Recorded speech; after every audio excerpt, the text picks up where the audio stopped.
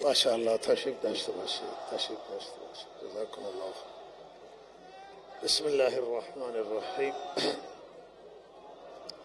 الحمد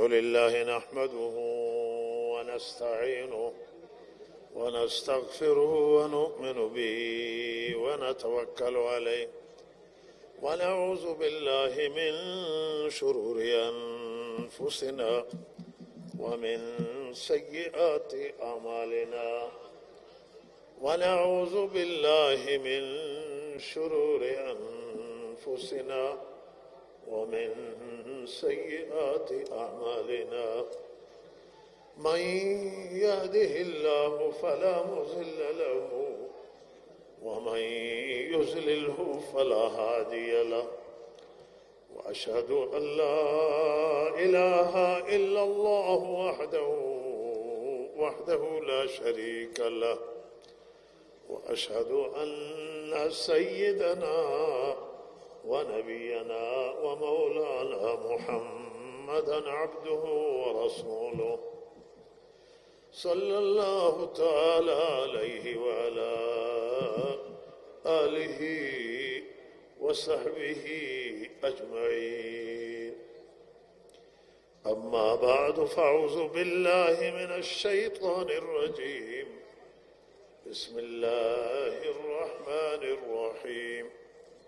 ومن يطع الله ورسوله ويخشى الله ويتقه فأولئك هم الفائزون. آیه که اینجا نوشته شده بود همین تلاوت شد. بنازیم بر پروردگار، بر خدای مهربان، بر خدای کریم و رحیم که همه این حضور شما مردم عزیز و ارزشمند، شما سروران و برادران، شما علمای گرامی و اعزا، شما تحصیل کردگان و دانشگاهیان و فرهیختگان و شما معتمدین و ریش سفیدان، شما مسئولان و همه طبقات مختلف، شما خواهران و مادران، همه این حضور پرشور و حضور با علاقه و با عشق با محبت از راههای دور و نزدیک، همه اینها رحمت پروردگار است. این رحمت رب العالمین است. و نماز مغرب گزارش دادن که تمام این خیابانهای اطراف و پارکینگی که جلوی عیدگاه هست و محل نماز هست همه مملو از جمعیتن و سب بستن برای نماز.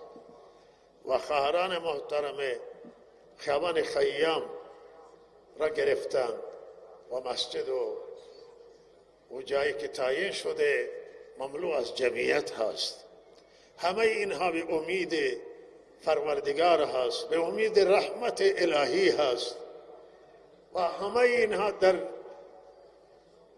راستای خدا طلبی هست و خداجویی هست و گرایش دینی و همه اینها در راستای بیداری اسلامی است. بیداری دینی هست، دین خواهی و دین طلبی هست.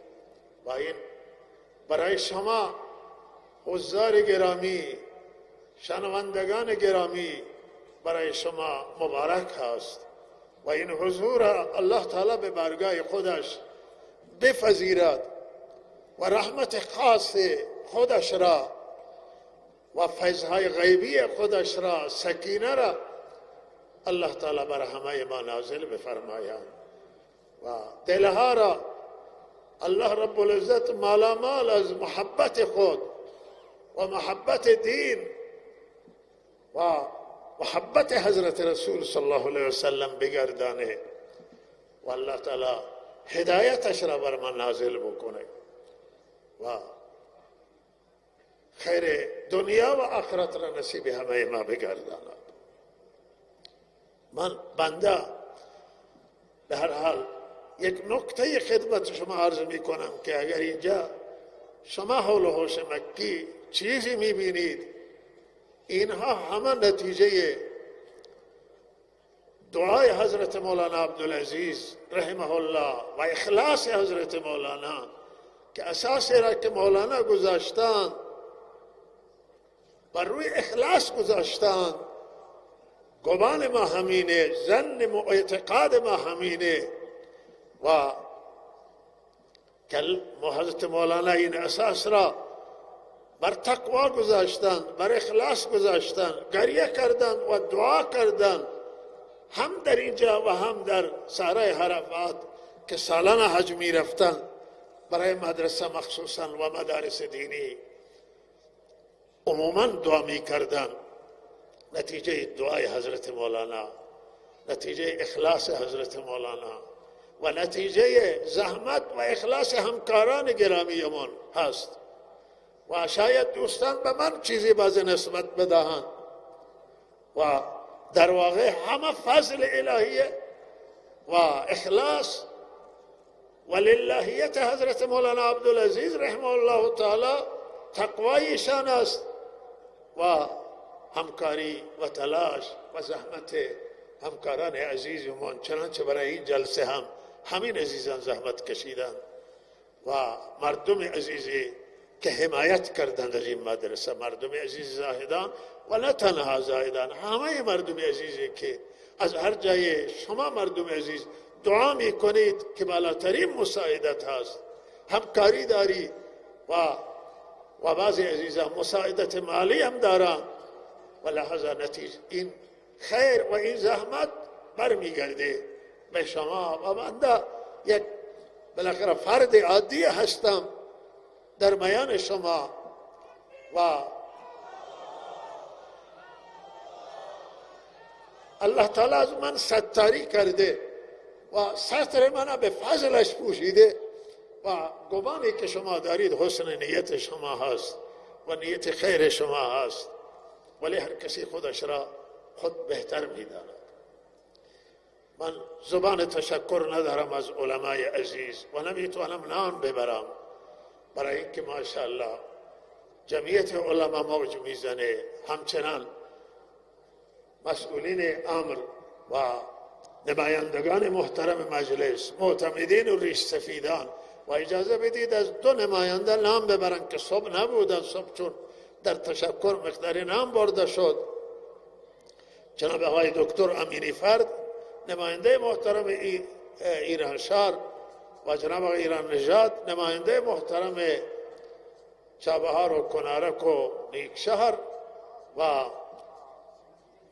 جناب آقای دکتر عبدالرحیم مدیر عامل منطقه آزاد چابهار و دیگر عزیزانی که تشریف دارند.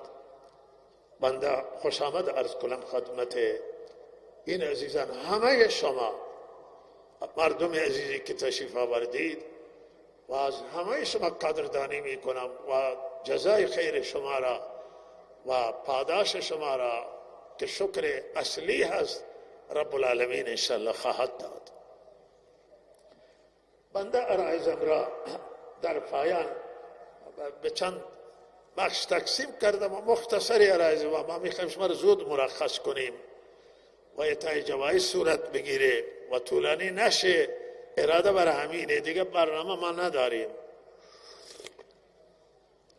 و واقعا من عذرخواهی میکنم. اینجا سخنران موجوده، علما موجوده و همه اینها گوینده هستند و واعظند، اما به هر حال فرصت کمه و جمعیت سنگینه و ما باید این جمعیت سنگین زودتر آزاد کنیم که در اینها ضعیف و عاجز و ناتوان زیاد هست و ما عذرخواهی میکنیم و آنچه که شما میخواهید بگید، ناگفته های شما را الله تعالی در دل مردم بیاندازه، دل خیر را در دل همه ما بیاندازد و همه ما را الله هدایت بکند.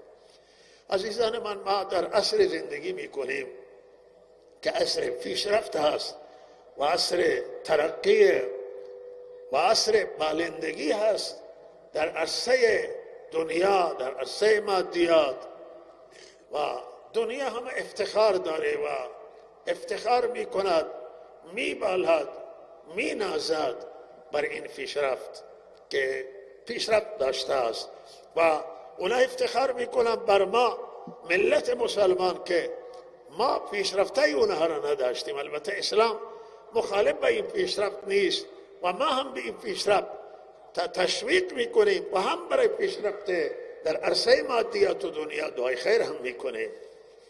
اما نکته که قابل ذکر است اینه که دنیا واقعا پیشرفت کرده در عرصه مادیات، در عرصه تکنولوژی و در عرصه صنعت و واقعا دنیا بسیاری هست که ادعای توسعه یافتگی دارند و واقعا توسعه حاصل کردن در بخش‌های مختلف. اما عزیزان من، یک نقص بزرگی که در دنیا موجوده اینه که این تو همه این پیشرفت‌ها و همه این ترقی در بعد مادیات هست و در بعد همه زندگی دنیای.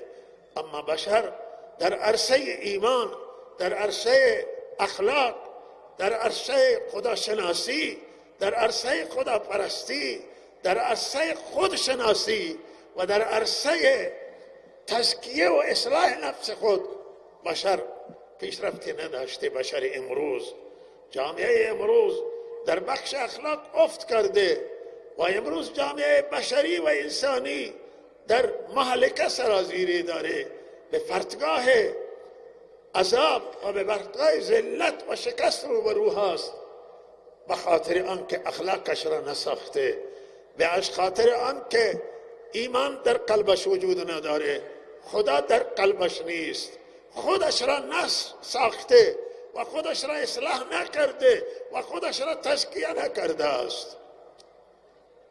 مملوء دلش از غرور و از تکبر و از هواپرستی و از نفس پرستی و از حسد و کینه و از عداوت و دشمنی دلش پره.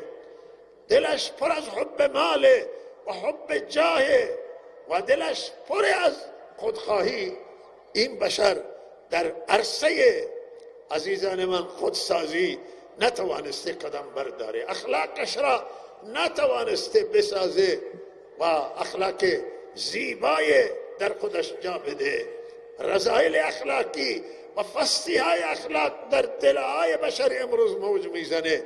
اما مکارم اخلاقی، او اخلاقی که انبیا درس دادن، انبیا تعلیم دادن، اون فروژه اخلاقی که محمد رسول الله او را به پای تکمیل رساند که فرمودن بعثت لاتمم مکارم الاخلاق، من الله فرستاده است تا من فروژه اخلاق را به پای تکمیل برسانم و اخلاقیات را. و آن حضرت به پای کمال رسون. همه انبیا این درس دادن و اما کاملش را آن حضرت صلی الله علیه وسلم داد. بشر از این درس بیگانه هست و با این درس آشنایی ندارد. دلش هم سیاه، سینه‌اش هم سیاه و صورتش هم از لحاظ معنوی سیاه است و زیبایی ایمانی و زیبایی دینی و زیبایی نماز در چهرهش نیامده است. لحاظ عزیزان من، بالاترین سرمایه برای بشر و انسان پیشرفت تنها در عرصه های دنیوی نیست و مادی نیست، بلکه بالاترین پیشرفت و بالاترین ترقی در عرصه خودسازیه و در اینکه انسان خودش را بسازه، از لحاظ اخلاق ساخته بشه، از لحاظ علم ساخته بشه، از لحاظ خداشناسی ساخته بشه، از لحاظ ایمان و اعتقاد که به الله تعالی داشته باشه ساخته بشه. و انسان اگر ساخته بشه، انسان میشه گوهری ارزشمند میشه، گوهر قیمتی میشه. آنجایی که دنیای انسان ویل میکنه و انسان از دنیا فاصله میگیره و دنیا را پشت میکنه به دنیا و به سمت الله رب العزت میرود، این معنویت به او همراه است، این خداشناسی، این محبت خدا، این دوستی خدا و این اخلاق، این تقوا به بشر همراهه. و بشر اگر از لحاظ اخلاقی ساخته بشه، پرواز میکنه به سوی پروردگار و به قرب خدا میرسه، به نزدیک خدا میرسد.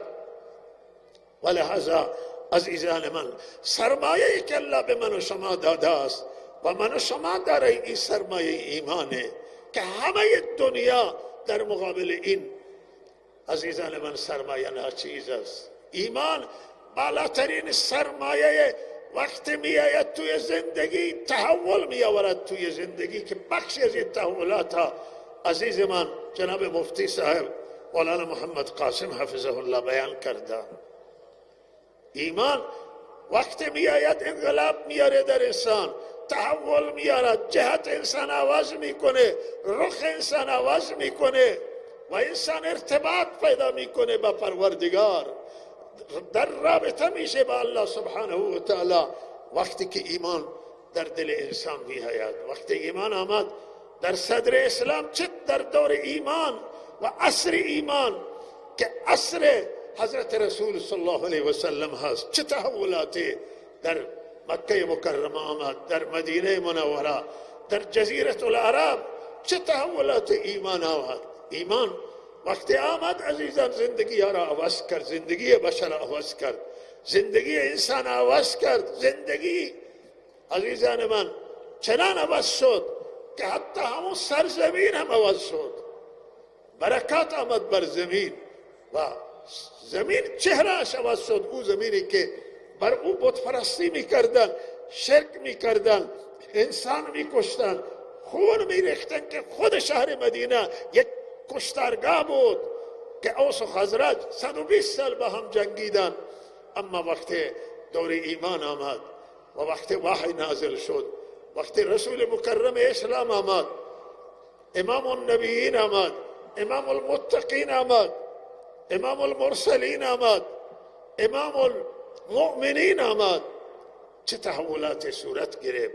و عصر صحابه سروران گرامی برای ما بهترین الگوه، بهترین نمونه که صحابه کرام رضوان الله تعالی المجمعین از کجا به کجا رسیدن که امروز وقتی قرآن تلاوت میکنیم الله اعلام رضایت میکنه از صحابه. از صحابه الله راضی شد و اونها را مقام داد، اونها را درجه داد، اونها بهترین امتن. به تعبیر حضرت مولانا عبدالعزیز رحمه الله تعالی استاد و مرشد همه ما که میفرمود زیر آسمان و بالای این زمین هیچ مخلوقی بعد از انبیاء الله تعالی خلق نکرده است که بالاتر از صحابه کرام رضوان الله تعالی مجمعین باشد. این صحابه، این اهل بیت نبی صلی الله علیه وسلم، خصوصا او اهل بیت که هم اهل بیت هم صحابان، همان حضرت را زیارت کردن، چه مقامی داشتن، چه درجه داشتن. این درجه از درجه ایمانه، این درجه تقوای خدا ترسیه و فرهیزگاریه. ولذا این دو مطلب را بند خدمت شما عرض دارم که سرمایه ایمان بالاترین سرمایه است و سرمایه تقوا، سرمایه خدا ترسی، سرمایه پرهیزگاری، این بالاترین سرمایه است. قرآن وقتی تلاوت میکنیم چقدر ایمان مطرحه، چقدر تقوا مطرح است. از اول قرآن که بعد از سوره فاتحه سوره بقره شروع می شود، قرآن می فرماید هدی للمتقین. قرآن هدایت برای آنانی که خوف خدا دارند و برای آنهایی که استعداد و صلاحیت فرهیزگاریشون را از دست ندادند. قرآن برای اون هدایت است. قرآن هدایت برای پرهیزگاران. و قرآن تلاوت کنید چقدر الله تقوا را ذکر میکنه و به تقوا صحه میگذاره و تایید میکنه و تاکید میکنه و به تقوا دعوت میده و میگه با متقین هست و جنت جای پرهیزگاران و متقینه. تقوا بالا زیباترین لباسه، زیباترین سرمایه ایمان، بالاترین سرمایه. این سرمایه را الله سبحانه و تعالی به شما داده است.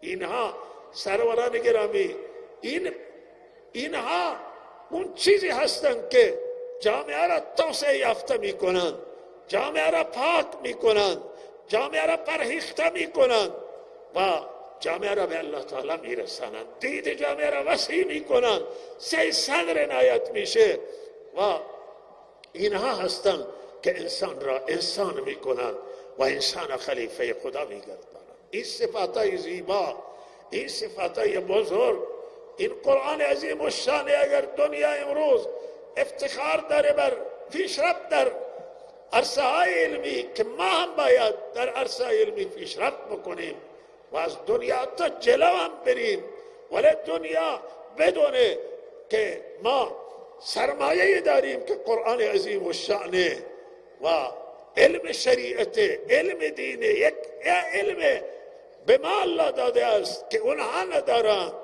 که این علم چه اندازه علم بزرگی است و چه اندازه علم عظیمی است. نیازه برای بشر، انسانایی که میخواهند خود را بسازند، به الله برسند، به جنت فردوس برسند، انسان حقیقی و واقعی بشند، خلیفت الله فی الارض بشند. این علم نیازه برای انسان. هم علم را ما نیاز داریم که دنیای ما را بسازیم و در عرصه مادیات که مادیات برای ما الله ساخته او را هم بسازیم، دنیا را تسخیر کنیم. و هم ما نیاز داریم به یک علمی که نفس تسخیر بکنیم، نفس اصلاح بکنیم، خودمون اصلاح بکنیم، خودمون بسازیم، خودمون تعمیر بکنیم و ما بشیم فرهیخته معنوی و ظاهری و بتوانیم به الله برسیم و آخرت، سعادت آخرت کسب بکنیم. فردا گرفتار عذاب جهنم نشیم، فردا گرفتار عذاب قبر نشیم و در دنیا هم گرفتار عذابهای دنیا نشویم. همانطور که متکبران شدند، همانطور که نافرمانان شدند، همانطور که فرعون و هامان و ابو جهل و ابو لهب و قوم عاد و ثمود و قوم لوط و قوم های مختلف دنیا در اثر نافرمانی خدا به عذاب گرفتار شدن. ما به عذاب گرفتار نشیم، با قهر رب العالمین و غضب الهی و عذاب الهی مواجه نشیم، دشمن خدا قرار نگیریم. همین انسانا که من عرض میکنم که ادعایی همه ادعا را دارند امروز و احساس برتری میکنند بر دیگران، همین انسانا دشمن خدای عزوجل. الله اینها را دشمن خود مینامد، الله اینها را میفرورانه، الله اینها را میده، میریزه دنیا بر سر اینها تا چنان مشغول باشند و گرفتار باشند با این دنیا که دیگه فرصتی نکنند برای فکر نکنند برای آخرت خودشون، چرا که استعداد آخرت از دست، هدایت از دست دادند و بخورند در دنیا. و الله تعالی می فرمایند یأکلون کما تأکل الانعام، چنان میخورند که دامها میخورند. و یأکلون کما تأکل الانعام و النار مسوی لهم، جهنم الله می فرماید جای اینهاست. اینایی که امروز بسیاری میبینند و بسیاری میگن که کاش ما به جای اینها بودیم از مسلمانان. و لحاظ اینا کسانی که الله اینا را میگید مثل چارپا میخورند، مثل حیوان میخورند و جهنم جای اینهاست. لحاظ عزیزان، نقطه مهم اینه که ایمان در دل ما قرار بگیره، پرهیزگاری صفت ما بشه که ما این پرهیزگاری رو در زندگیمون داشته باشیم. بهترین لباس پرهیزگاریه و ما راه پرهیزگاران بریم.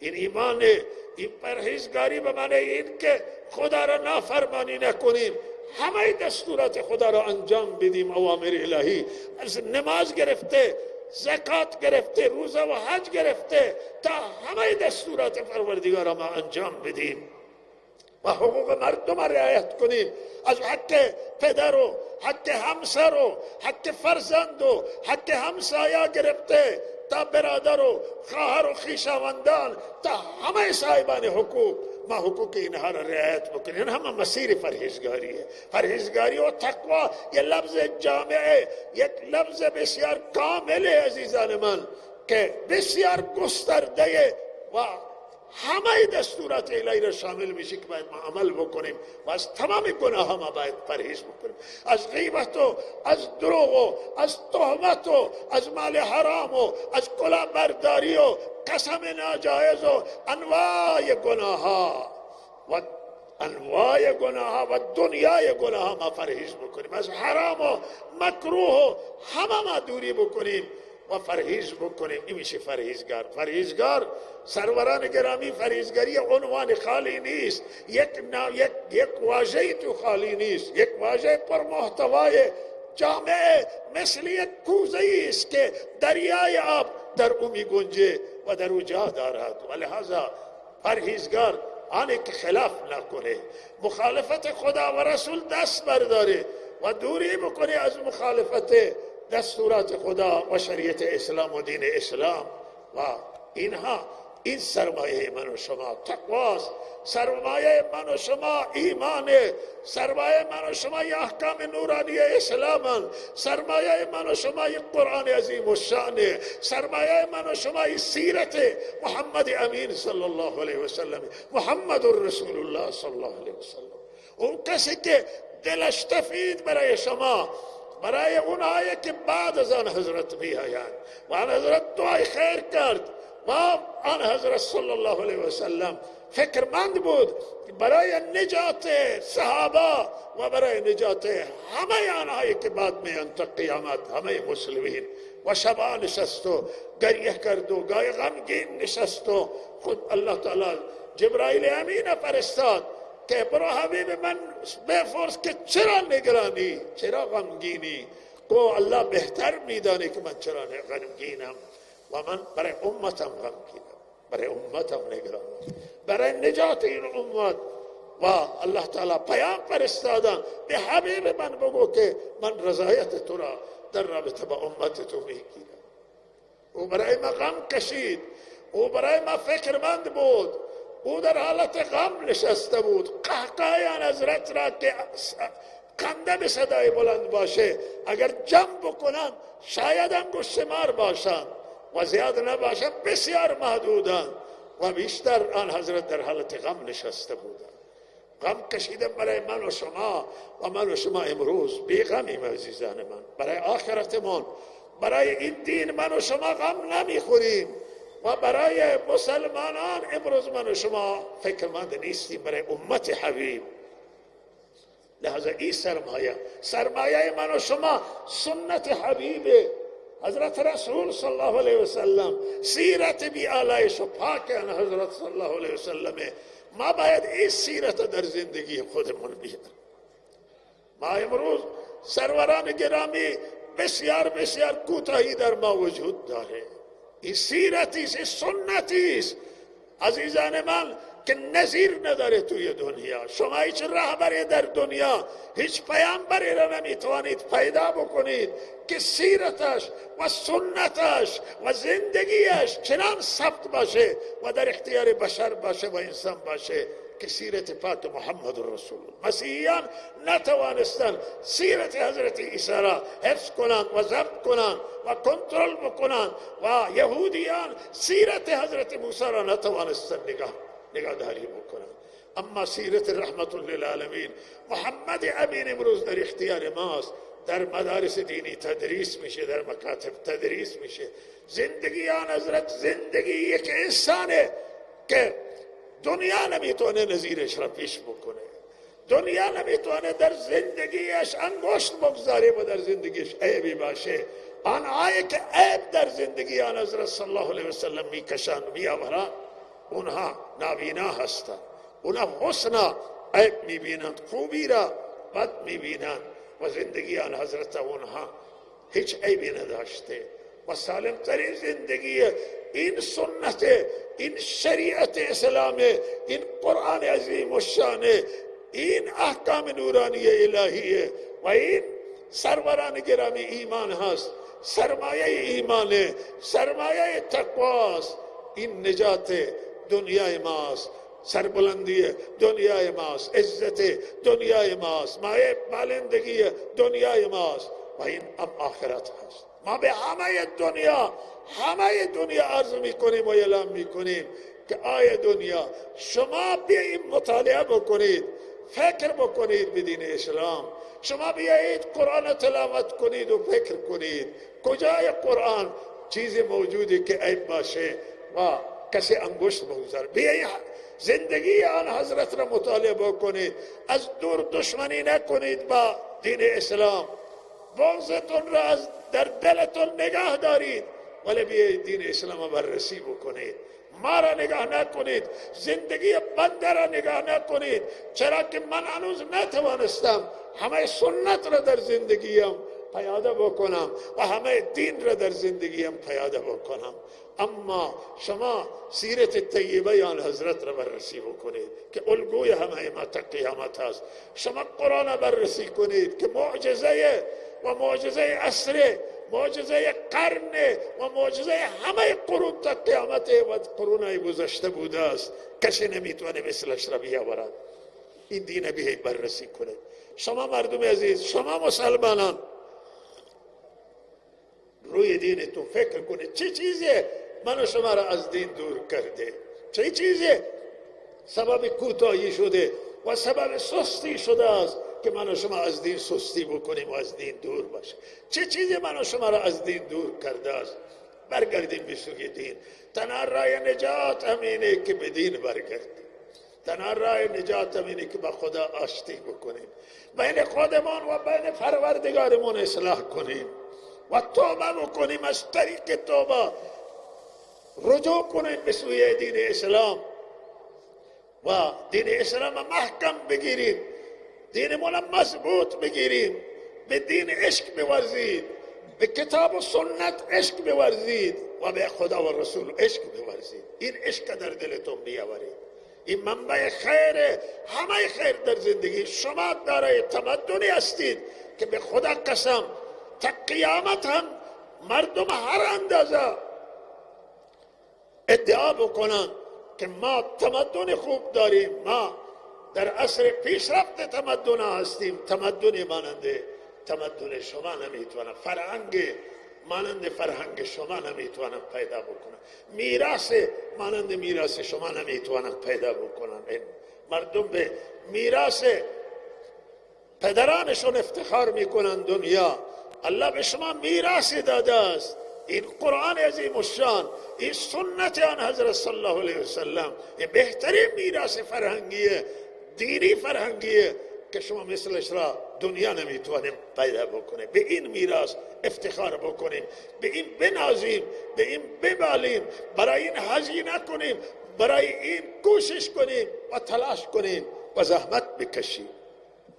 امروز ما در جهان زندگی میکنیم که الحمدلله اسلام گرایی داره موج میزنه و دین خواهی موج میزنه، هم در جامعه زنان، هم در جامعه جوانان، هم در طبقات مختلف. شما برید توی دنیا الان نگاه کنید، دنیا خیلی تغییر پیدا کرده است. الان حجاب توی دنیا میبینید، توی اروپا میبینید، توی دنیا میبینید، توی ترکیه شما میبینید که حتی ترک او را به اسلام را از ترکیه خارج کرد.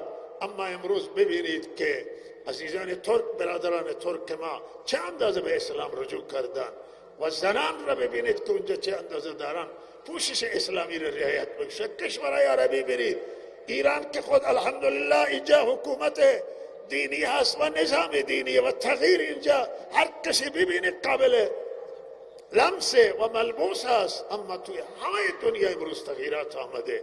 امروز وجب به وجب دنیا دین طلبیه، هر اندازه نسبت به اسلام حراسی برنامه ریزی میکنن که از اسلام بترسونن و مردم وحشت بدن از دین. اما مردم این دین اسلام گم کرده همه جهانیانه، گم کرده امریکایی هاست، گم کرده اروپایی هاست و گم کرده روسی ها و چینی ها و مردم شرق و غرب هست. و این حکمت هست و این دانش و این دین خداست و آیین پروردگار هست و نظام الهی برای بشر. و لذا دنیا باید این دین مطالعه بکنه و در رابطه با دین فکر بکنه و من و شما با جان و مال و زندگی باید بر دین سرمایه گذاری بکنه و دین بیاید توی زندگی ما، دین بیاید توی جامعه ما، آیندگان ما، نسل آینده ما متدین بشه، دیندار بشه، خدا فرست بشه، صالح بشه، متقی بشه، پرهیزگار بشه و راه خدا را ببره، هم دنیاش را بسازه و هم آخرتش را بسازه. همه ما باید فکر کنیم این مسئله که تا زمانی که علم روز هم نیاید و فرزندان ما و نسل جدید ما این علم کسب نکنه، علم داشته نباشند، ما نمیتونیم در رقابت کنیم با دنیا. ما باید با اروپا، با امریکا، با دنیایی که در عرصه های علم روز پیشرفت داره، ما باید با اونها رقابت بکنیم. با ملت های دنیا، با اقوام دنیا ما باید رقابت بکنیم. کشور ما باید با کشور اسلامی با کشورهای دنیا رقابت بکنن و زمان میتوانند که اینها همه فرزندان برن و دانشگاه ها درس بخونن و علم کسب بکنن. با علم میتوانیم ما پیشرفت بکنیم و ترقی بکنیم، هم علم دین و هم علم روز. و من درخواستم همین از شما که انشالله امروز که اینجا الحمدلله صبح داره صحبت می شود و این آخری عرض هست خدمت شما و جنبندی امروز هست که انشالله همه این صحبت ها در این خلاصه میشن که ما باید واقعا زندگیمون عوض کنیم، زندگیمون تغییر بدیم. واقعا ما باید فکر بکنیم، به این حالت نریم، به این حالت زندگی نکنیم. واقعا باید ما فکر کنیم توی زندگیمون و عوض کنیم. ما زندگی آن حضرت را در زندگی خود پیاده بکنیم، زندگی محمد امین صلی الله علیه و سلم را اختیار بکنیم، زندگی قرآن را اختیار بکنیم و قرآن را در زندگیمون پیاده بکنیم، شریعت اسلام را پیاده بکنیم و زندگیمون تغییر بدیم و زندگیمون معطر بکنیم.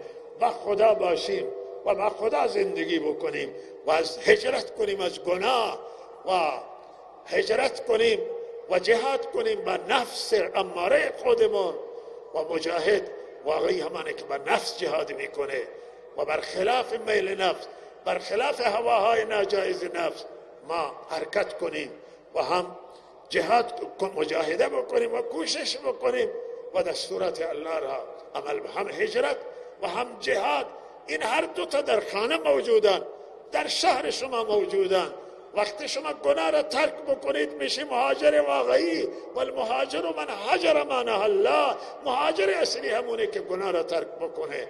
و وقتی که شما برخلاف نفس حرکت کردید و نفس را زیر پام لگت مال کردید، میشید شما مجاهد میشید. والمجاهد من جاهد نفسه فی طاعت الله. و لحاظا سروران گرامی هم ما این جهاد بکنید علیه نفس و علیه شیطان و هم هجرت کنید، گناه را ترک بدیم، گناه صغیر و کبیر را. همه این امروز شبان جهان اسلام چه اندازه گرفتاری، همین اعتیاد چه اندازه گرفتاری بزرگه که این نقشه دشمنان، شوم دشمنان است برای گرفتار کردن مسلمانان به دام اعتیاد، به دام مواد مخدر، گرفتار کردن به مشروبات الکلی، به گرفتار کردن به انواع منکرات و معاصی که امروز دوستان اشاره داشتن. همه این نقشه دشمنان است که ما را گرفتار هوا و هوس بکنند و ما که گرفتار هوا و هوس شدیم خود ما شکست خورده میشیم و مسلمانان را از این طریق، از طریق گناه از پا در آوردن و از طریق هواهای نفسانی گرفتار معصیت کردن و از خدا جدا کردن و مسلمانان را زدن و نابود کردن و گذاشتن.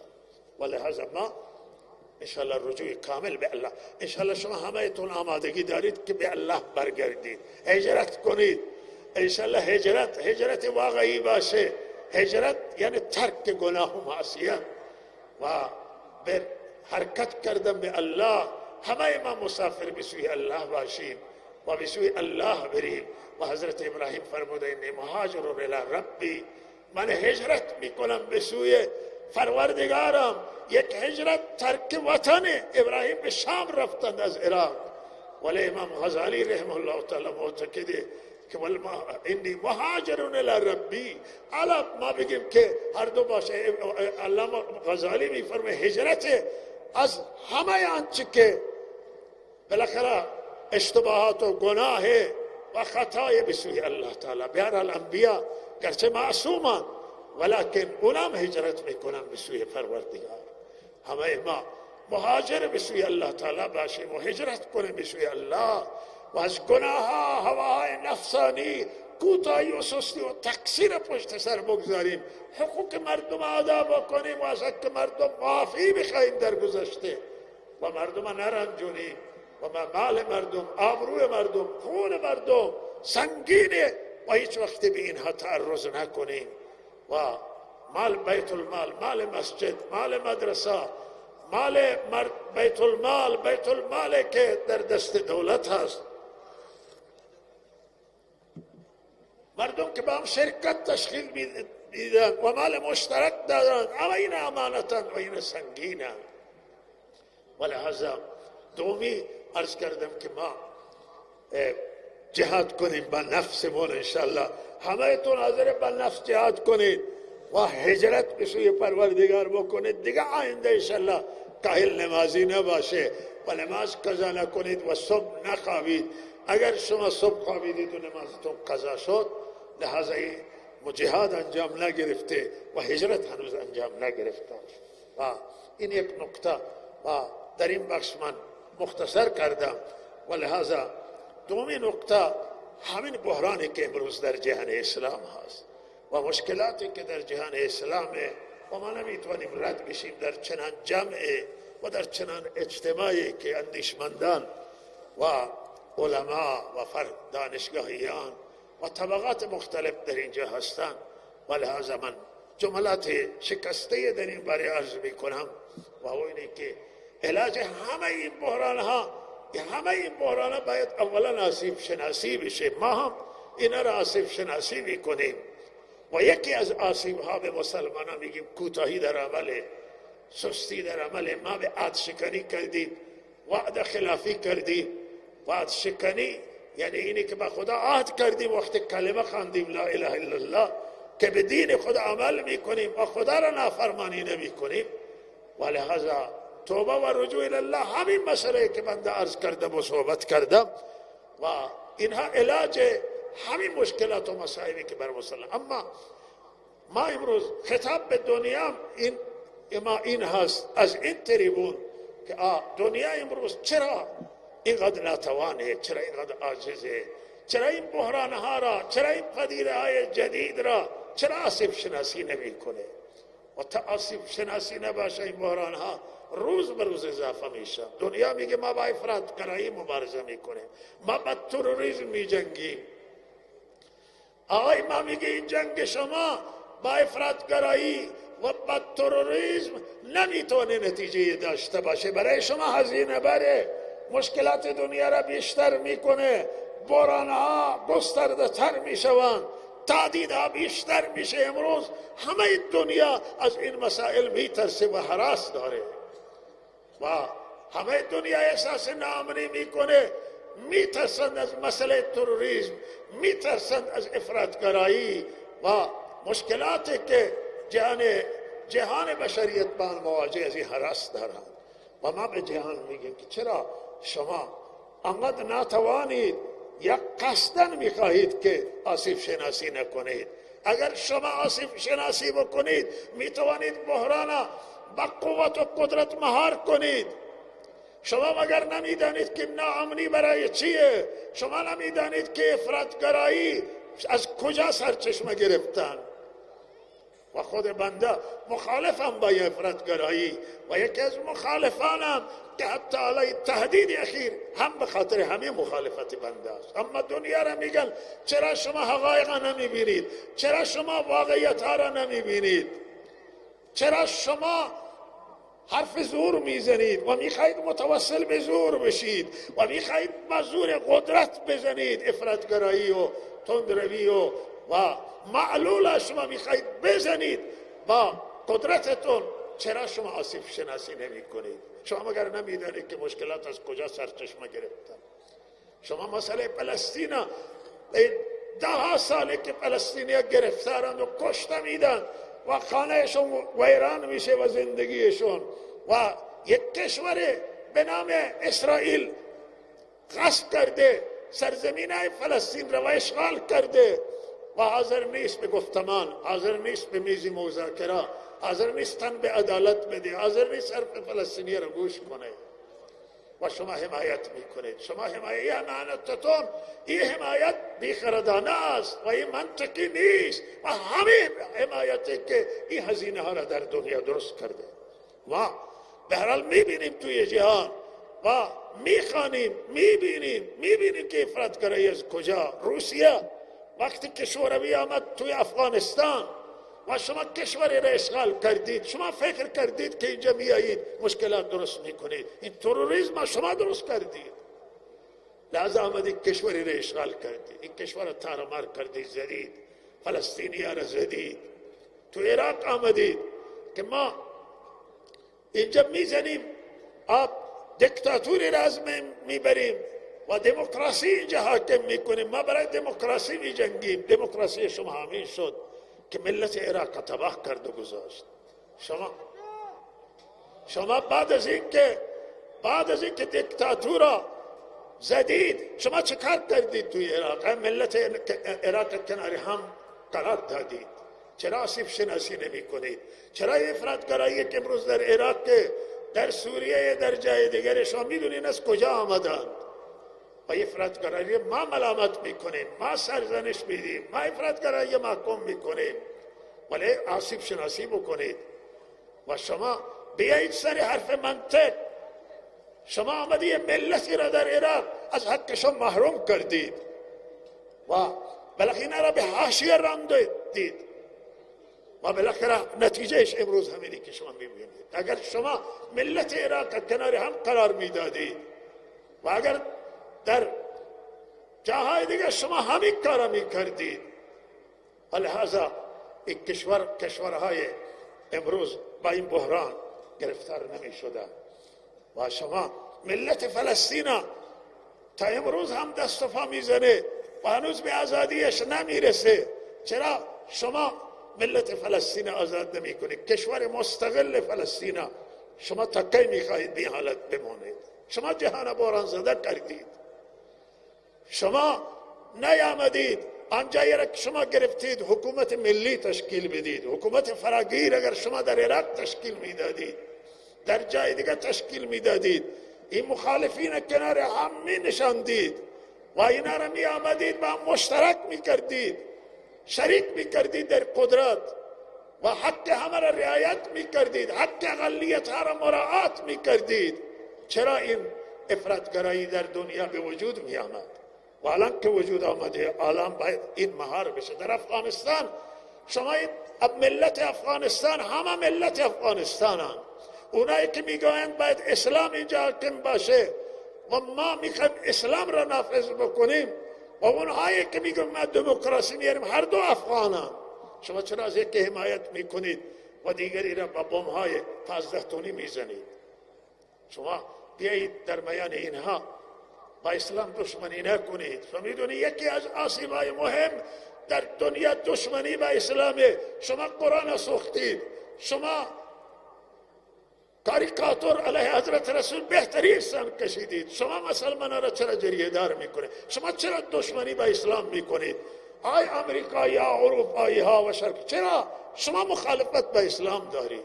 مسلمان ها با مسیحیت دشمنی ندارن، با حضرت عیسی ندارن، با حضرت موسی دشمنی نداریم. احترام قائلیم ما به همه مقدسات دنیا، به احترامی نمی کنیم. قرآن ما را من کرده است، شما چرا به احترامی میکنید؟ این افراطگرایی درست میکنه.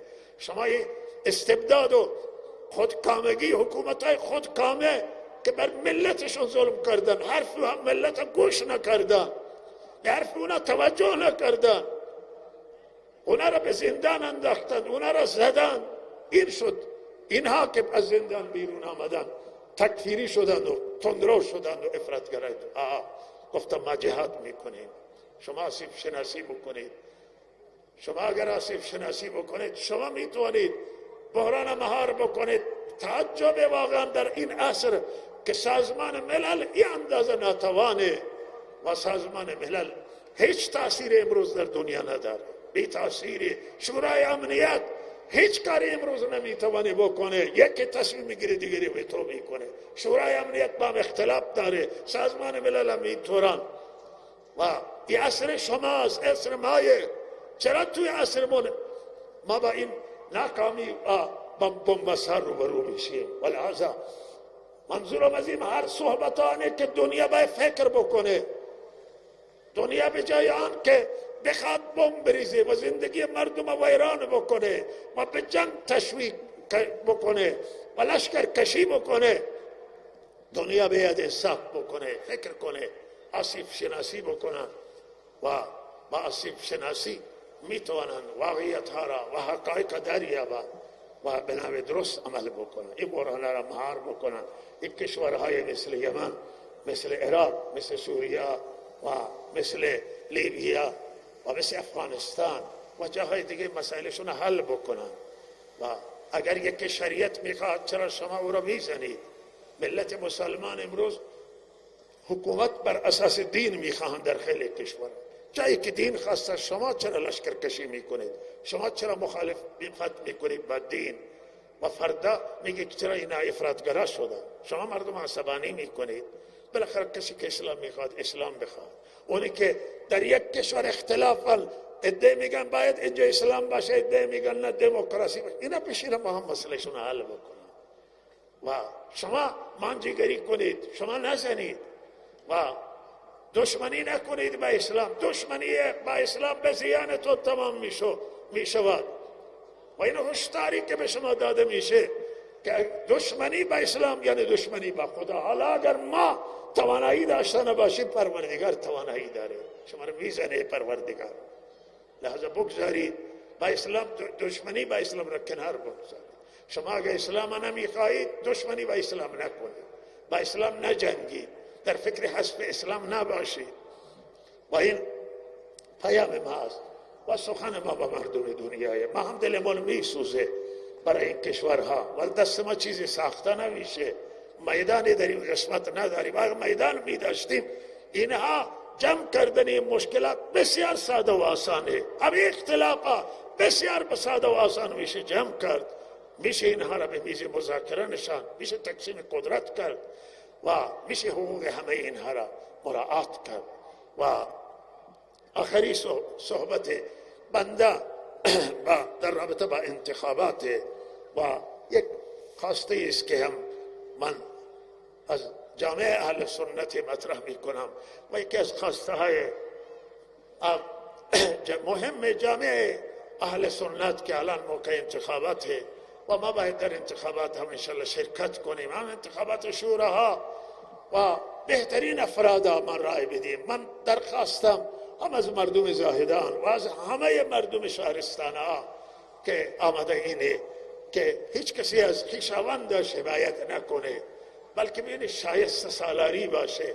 هر کسی شایستگیش بیشتره و تواناییش بیشتره، بتونه شهر بسازه، تخصصش بالاتره، تجربه داره، توانایی داره، دیانت داره و تعهد داره که یک وقت خیانت هم نکنه. اینها کنار هم بشینن، اینها را رای بدید که اینها بتونه شهر را بسازن، روستا را بسازن، برای شما خدمت بکنن. و لحظه این خیلی حیاتی و مهمه که ما از شایستگان جامعه حمایت بکنه. و دومین نکته در رابطه با انتخابات ریاست جمهوری که هست که ما به هر حال نگاه کنیم بین کاندیدا که کدوم به نفع کل اول کشور هست و به نفع به هر حال ما هست و مشکلات ما را هم میتونه حل بکنه. یعنی مشکلات اقوام را، مشکلات مذاهب را، مشکلات جامعه اهل سنت را. جامعه اهل سنت هم اقوامان، هر قوم خواسته های جداگانه هم دارن، اما یک سری مشترکات مجموعی بین اهل سنت هست و لحظه این مشکلات هنوز دامنگیری اهل سنت هست و او همینی که اهل سنت میخواهد به عنوان تو ایرانی هست و خود را در همه حقوق مساوی میدانند و نمیپذیرند که شهروند درجه 2 باشند، شهروند درجه 3 باشند.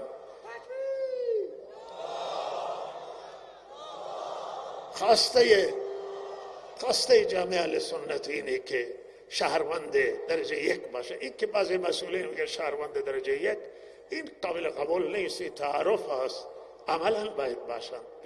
38 سال میگذری از عمر پربرکت نظام جمهوری اسلامی و انقلاب اسلامی و هنوز اهل سنت در کابینه وزیر نداشتند، هنوز اهل سنت سفیر نداشتند، استاندار نداشتند، معاون وزیر نداشتند و در حالی که در اهل سنت هم شایستگان است، دانشگاه درس میکنند و شایسته دارند و اگر از اینها انتخاب بشه و انتصاب بشه و به کار گرفته بشوند میتوانند در رده های مختلف اینها میتوانند که بهترین خدمات انجام بدن.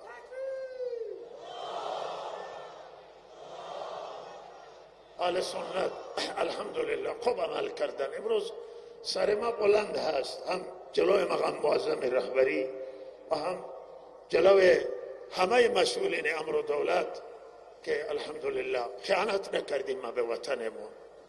این همه دنیا بحران زده و اختلاف و میگه چرا در ایران هیچی نمیشه و لحظه این نه تنها حاکمیت، من صاف بگم حاکمیت حکومت زحمت میکشه و نه تلاش خودشون هم میکنن برای امنیت، ولی حمایت مردم و همراهی اهل سنت و همکاری اهل سنت در امنیت ملی بسیار تاثیر گذار. ما واقعا سینه سفر کردیم، الا صاف بگیم ما یعنی نه بنده، یعنی مجموعه ما سینه سفر کردیم برای امنیت. ما دست رد به همه کسانی که خواست اینجا نعمل بکنم والله دست رد زدیم. ما توطئه های امریکا را خونسا کردیم، توطئه های هر کسی که اینجا میخواسته، به خدا قسم یه حرف خلاف نیست و ما همه چیز نمیگیم چگونه خونسا کردیم، ولی ما میدونیم، خدای ما میدونه چگونه ما خونسا کردیم. یعنی به هر حال امروز ما الحمدلله کشورمون امنه و این امنیت ما یه عزتی برای کشور ما و ما عزت وطنمون میخواهیم و لحظه الحمدلله هیچ امروز در اهل سنت کسی نمیتونه حرف بزنه. اهل سنت مشکل نداره و لحظه این اهل سنت باید در انشاءالله دولت آینده در کابینه انشاءالله وزیر داشته باشه، معاون وزیر داشته باشه، سفیر و استاندار داشته باشه و اهل سنت میاین توی صحنه، ما میاین در انتخابات رای میدیم، اما انتظار داریم و البته این حرف من بزنم که همه مسائل در دست دولت نیست و این انتظار و خواسته اصلی ما از نظام جمهوری اسلامی میخواهیم و از شخص مقام معظم رهبری که پدر دلسوز ملت هست و برای همه ملت دل میسوزه. ما از مقام معظم رهبری به عنوان عرض کنم که پیروان ایشان و یا عنوان کسانی که از فرمان ایشان تابعداری میکنیم و ایشان رهبر هستند و قائد ما هستند، این درخواست ما است که با فرمانی که فصل الخطاب باشه، به هر حال واسه فرمانشون فصل الخطاب و واجبی که هم عمل بکنن، لحظه ایشون دستور صادر بکنن و تا این مشکلات اهل سنت حل بشه. این یک دغدغه هست که جامعه اهل سنت داره و ما اصل خواهان پست و مقام نیستیم، بلکه خواهان عزتمونه. ما میخوایم توی کشور عزت داشته باشیم، هم توی مدیریت های منطقه‌ای و هم توی مدیریت های کلان کشور و در همه جا ما مشارکت داشته باشیم و تعادل ایجاد بشه و هم ما در 8 سال دفاع مقدس جان دادیم و دفاع کردیم جانانه و در تمام سانه ها حضور داشتیم و در سانه انتخابات هرچی که دیگران تبلیغ کردن حرف اونا را گوش نکردن و بدیم رای دادیم و لحظه به عنوان ایرانی و به عنوان به هر حال اهل وطن انتظار داریم که مشکلات های ما را انشاءالله حل بکنن و دولت از نمایندگان محترم مجلس هم که انصافا این دوره الحمدلله نمایندگان قویتری آمده، الحمدلله گذشته هم خوب بودن و حالا خوبتر هستن و فراکسیونشون خوب فعاله. درخواست داریم که خواسته های اهل سنت که مشکلات قانونی اهل سنت پیگیری بکنم. ما این که آنچه که ما آماده ایم و تا اجازه نمیدیم خشونت در منطقه هست و خشونت را اجازه نمیدیم، ناامنی را اجازه نمیدیم و میخوایم با امنیت زندگی بکنیم، حامی امنیتیم، ولی ما از خواسته های خود بدون مسئولین امر که دست بردار تا آخر نیستیم.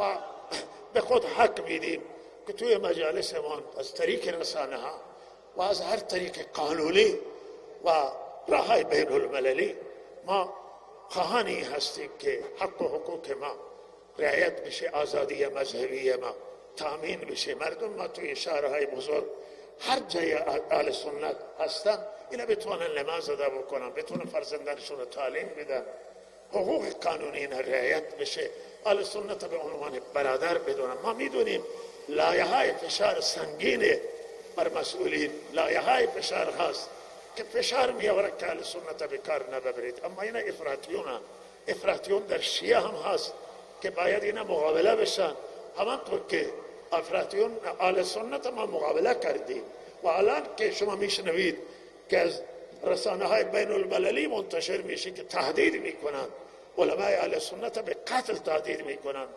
و تهدیدات وجود داره. به خاطر همینه که اونا میخوان ناامن بکنن و ما میگن نه، ناامنی اینجا نباید باشه و روی این هست که این تهدیدات میشه. ما تا اینجا پیش رفتیم که باید همه باور بکنن، الان بدونن که تا سرحدی که الان ما تهدیده، همین مجلس ما هم تهدید بوده، ولی با این حال ما معتقدیم که باید امنیت رعایت بشه و ما اجازه نمیدیم اینجا ناامنی را و ما میخواهیم که از طریق حکمت و از طریق گفتمان و از طریق مذاکره ما مسائل ما پیشگیری بکنیم، پیگیری بکنیم مسائل و ما برادری را حفظ میکنیم. اعتقاد داریم که شیعه و سنی هر دو تا مسلمانان و هر دو تا برادران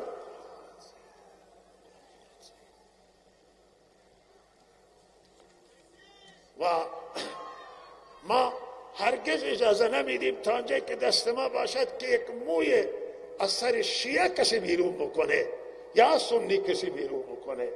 ما انشاءالله اینجا تا اونجایی که دسترسی یعنی ما، یعنی جامعه ما هست، یعنی علما هست، یعنی سایر کسانی که ما اونها را به اهل سنت خطاب میکنیم، آن است که مرزهای ایرانی حفظ بشن، نام نشن و ما خواهان امنیتیم، خواهان اخوتیم، خواهان برادریه. دست برادری را هم دراز میکنیم، دست برادریه، همه را فشار میدیم و اما این حقوق ما هم انسانیم و نیاز داریم، هم عزت میخواهیم، حرمت میخواهیم، هم آزادی میخواهیم و میخواهیم اینا که قانون اساسی به ما داده تامین بشه. ما هم حقی که قانون، البته یک خواسته هست و او که قانون به ما نداده و ما میگیم که قانون باید اینجا تغییر پیدا بکنه و او مسئله ریاست جمهوری است و قانون اساسی که گفته ریاست جمهوری مثلا سنی نمیتونه باشه.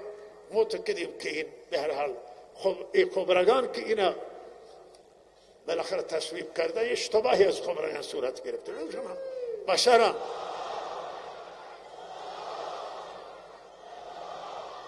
معصوم نبودن. 28 سالی که ما قانون اساسی را تجربه میکنیم، یک قانون از قانونهای خوب دنیا است، ولی توی همین قانون مواردی هست که باید اینا بعد از 28 سال تجربه باید عوض بشه و یکی همین مورد هست که بالاخره ریاست جمهوری هر ایرانی میتونه رئیس جمهور باشه و بالاخره حالا اهل سنت ممکنه راه نیاره، ولی بالاخره ما خواهان آن هستیم که قانون باید اصلاح میشه، چرا که این قانون تفاوت قائله و نباید بین ملت ایران تفاوت باشه و نباید هیچ قانونی توی ایران صفبندی بکنه که این شیعه است و سنیه، این میتونه باشه اون نتونه باشه.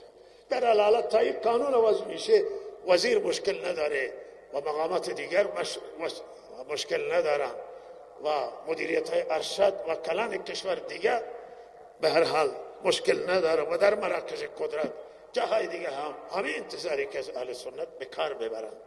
ما به هر حال ایرانییم و خواهان امنیتیم، خواهان اخوتیم. امنیت میخواهیم، سلامتی میخواهیم انشالله و سربلندی مملکتمون میخواهیم و دل سوزیم. بنده با این حرفایی که مطرح میکنم هیچ غرض خدا شاهده ندارم و هم دولت میدانه، حاکمیت میدانه، هم ملت میدانه، هم شیعه میدانه، هم سنی که دلسوزم و خیرخواهم و میخواهم دلسوز و خیرخواه بمیرم و به هر حال ولی خواهان این آن هستیم که انشاءالله مشکلات حل بشه و ما به حق و حقوق قانونیمون برسیم.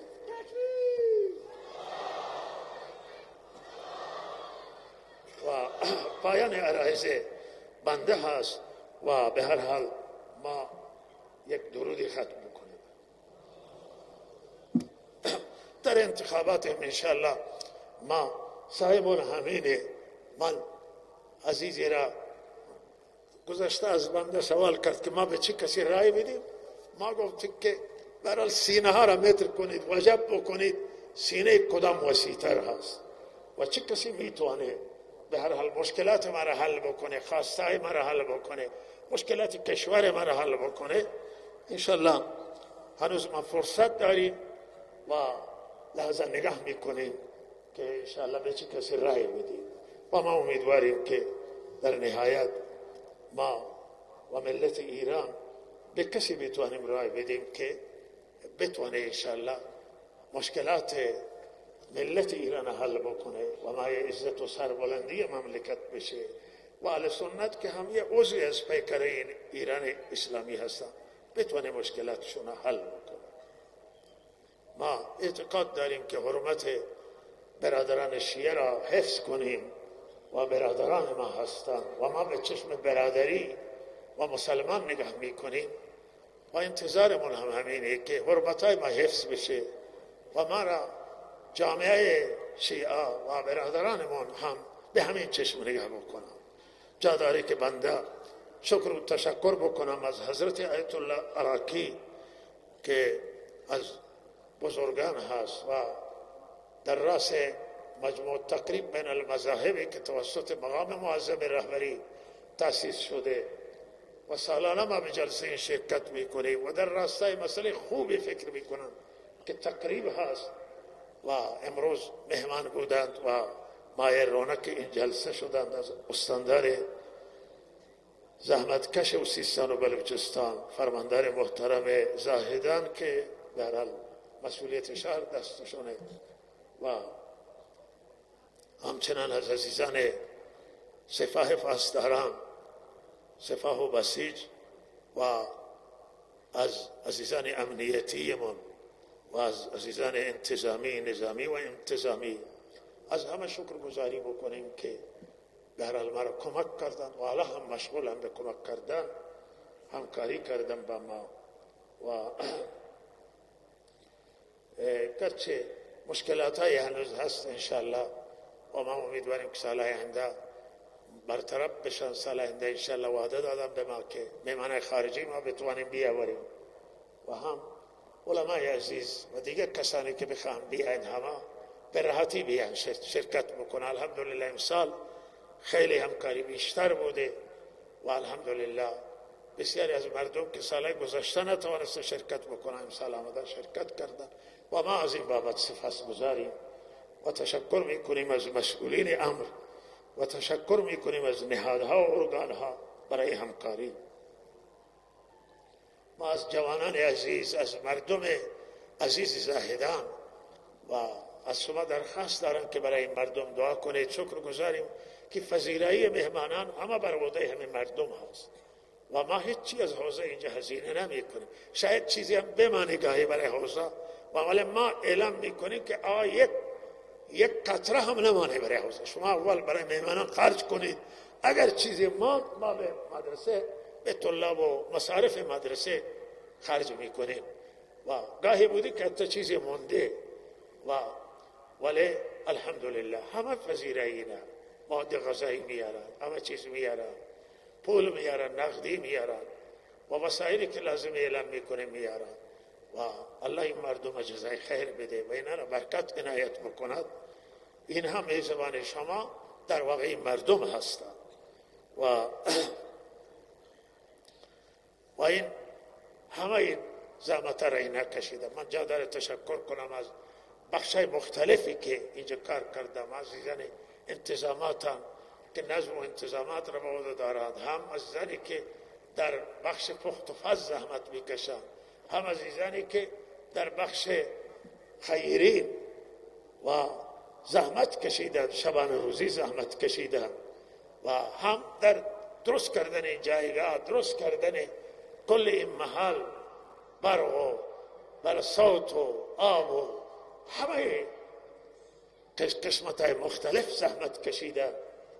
از اینها شکر گزار باشیم و برای اینها عزیزانی که در قسمت ناحیه بهداشت، عزیزانی که در داخل این مجموعه هستند برای امنیت مراقبت میکنند و در هر ناحیه هستند، در همه را از دعای خیرتون فراموش نکنید و برای همه دعای خیر بشود. و واقعا جا داره که من بنده تشکر بکنم، هم از استاندار محترم و هم از نماینده محترم ولی فقیه حاج آقای سلیمانی که گرچه اینجا نبودن اما همکارانشون و خودشون در راستای برگزاری این مراسم و همیشه همکاری دارن و از خود صدر نشان میدن. و این مراسم مال همه هست، مال یک قشر خاص و گروه خاص نیست. و این مردم عزیزی که مهمان آمدن واقعا زبان تشکر از این نیست و هیچ استانی در اینجا در ایران نیست که از اون مردم نیامده باشد.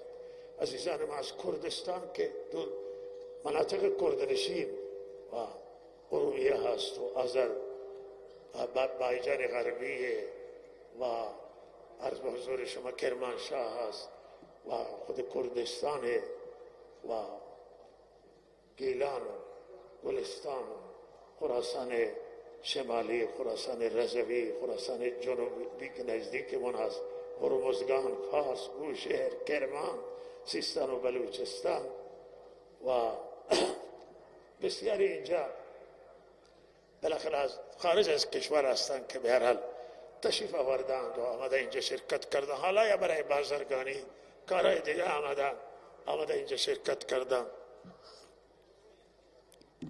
و لحاظا از همه شکر گزاریم، از همه تشکریم، از رحمت تشکر میکنیم، از رحمت پروردگار هست که به هر حال این همه مردم آورده اینجا جمع کرده و ما امیدواریم که مایه رضامندی پروردگار و خوشنودی الله تعالی حاصل بشه و امیدواریم که مایه خرسندی و روح مبارک حضرت رسول صلی الله علیه وسلم بشه.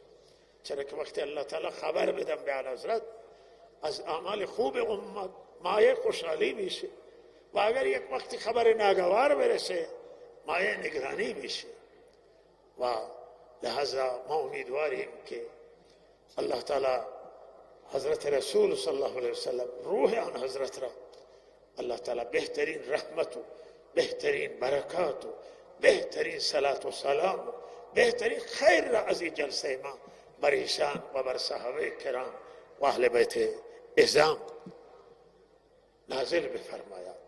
و به هر حال آخرین نکته سیاست ما در کلی، یعنی سیاست ما کل جامعه اهل سنت همینه که ما به مسالمت زندگی بکنیم و اخوت و برادری داشته باشیم و حمایت میکنیم از نظام جمهوری اسلامی و که نظامی هست که بر اساس دین پیریزی شده و پیگیری مطالبات هست و پیگیری خواسته ها هست و پیگیری آزادی های قانونی و مذهبی. در همه جای ایران الحمدلله اینجا آزادی است و هیچ مشکل نداره، بسیاری جا الحمدلله آزادی است و ما شکر گزاریم، ولی بعضی جا که مشکلات هست اینا برطرف بشه. و